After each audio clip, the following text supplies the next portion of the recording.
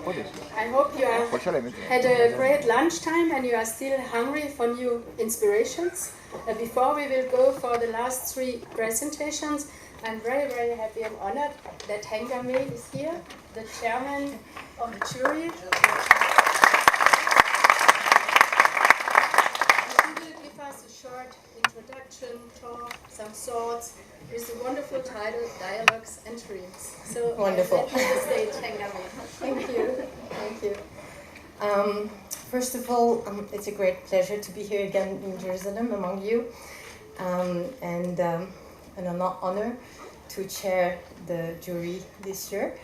And I want to thank René Schor and Yifat Toubi for the great work they do with filmmakers here. It was an eye-opener for me last year to see how much dedication and passion is put behind the projects and the support they give to filmmakers to see their film come through.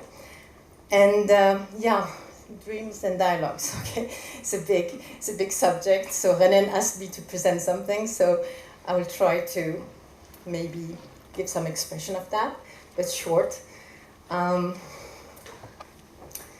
In terms of dreams, okay, so dreams, I don't know, but every night when we go to sleep, every one of us, we start a kind of dream factory of our own, and we create fictions.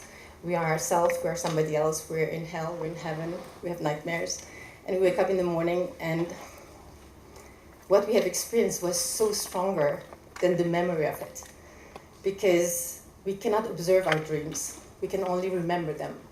And when we tell them to people around us, it always looks paler and poorer than what we experienced. So we improve them. We tell stories about our dreams, and we make them better and more lively and powerful.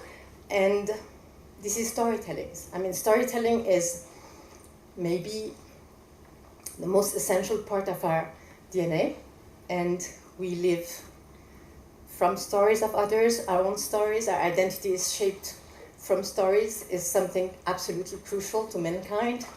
And Borghese says that dreams are the oldest form of aesthetic expression. And it's also a dramatic form, because we are at the same time the actors and the audience and the story and the argument in our dreams. We make everything.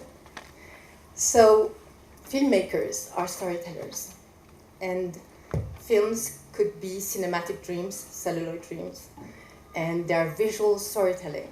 So what makes it special is maybe that, in a sense, is art form, which is rooted in craft, but also mystery. Craft links with technique. I mean, technology evolves. We have to learn how to, use a new camera or an editing or special effects. But it's the mystery which plays its biggest role in the creative process of filmmaking. And this is where I think there are lots of confusion, especially nowadays with the market. And I think that the great films are made when there is a connection to the subconscious, and stories are not, films are not the stories. Films are the idea of a story. So, for instance, Kubrick says, it's easy to find money, it's easy to shoot, it's easy to edit, but it's so hard to find the idea of a film. It's like finding someone to fall in love with. So you have to be so attentive and so focused to find this real idea of the movie, the thought, as we say in French, we say la pensée du film. But again, what's interesting is that when you embrace the uncertainty of the creative process, of not knowing and exploring further and pushing further to the limits of an idea which is obsessing you, and the film is only that, so hammering one idea, just one idea, and the story is built around that. But the film is not the story, it's just the idea of the story. So I believe that the dialogue here, because you said dreams and dialogue, so I can connect to the dialogue, would be maybe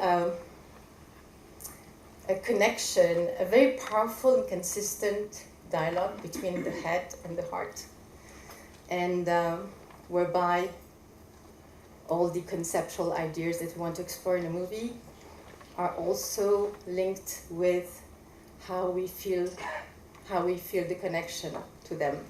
It's a kind of a dialogue between the head and heart where you can embrace what you think is right with what you feel works.